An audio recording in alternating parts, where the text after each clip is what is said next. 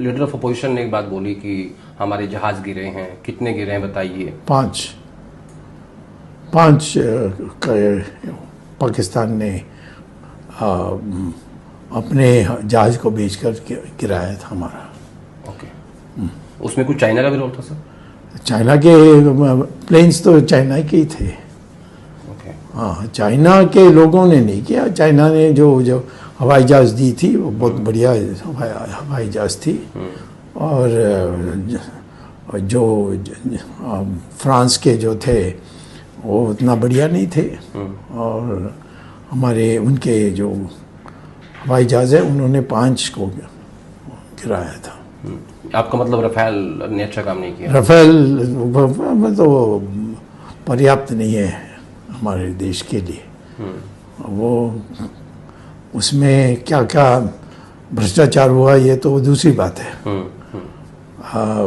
मोदी रहते हुए हम इस पर जांच नहीं कर सकते क्योंकि होने नहीं देगा वो। कुछ लोग ऐसे होते हैं जो कि गले में हड्डी फंस जाती है, वैसे होते हैं।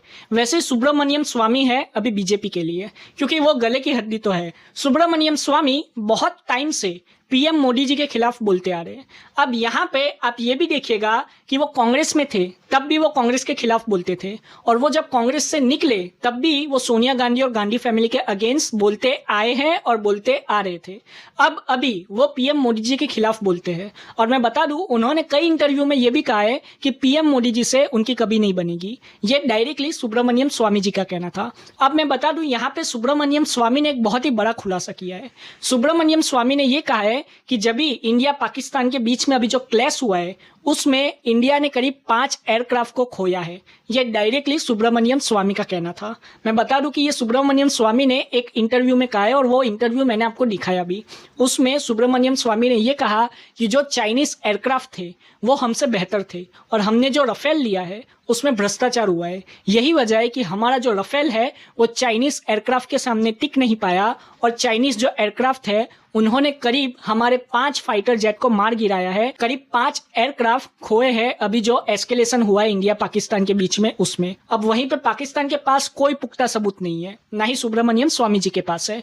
मैं बता दूं, ये बात हो सकता है कि सिर्फ और सिर्फ कंट्रोवर्सी के लिए भी कही गई हो, क्योंकि हमारे आर्मी ने भी ऐसी कोई नोटिस नहीं दी कि हमने कोई एयरक्राफ्ट को खोया है। हमारे आर्मी ने हमेशा कहा है कि हमने कोई एयरक्राफ्ट को नहीं खोया, बल्कि हमने बहुत सारे आतंकवादियों को मार गिराया है। अगर हमने एयरक्राफ्ट खोए होते तो आर्मी जरूर हमें बताती और हमें जरूर पता चलता, लेकिन यहाँ पे ऐसी कोई भी इंफॉर्मेशन नहीं मिली। अगर सुब्रमण्यम स्वामी ऐसा कह रहे कि 5 एयरक्राफ्ट हमने खोए हैं तो उसका सबूत क्या है? और दूसरी बात, पाकिस्तान आर्मी के पास भी कोई सबूत नहीं है। पाकिस्तान आर्मी ये तो कह रही है कि हमने एक रफेल जेट को मार गिराया है, लेकिन उनके पास भी कोई सबूत नहीं है, और इंडिया ने कह दिया है कि उनके सारे एयरक्राफ्ट सही सलामत है।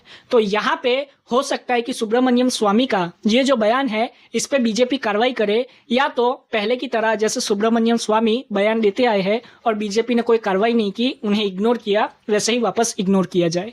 आप अपनी राय कॉमेंट में जरूर बताएं। जय हिंद।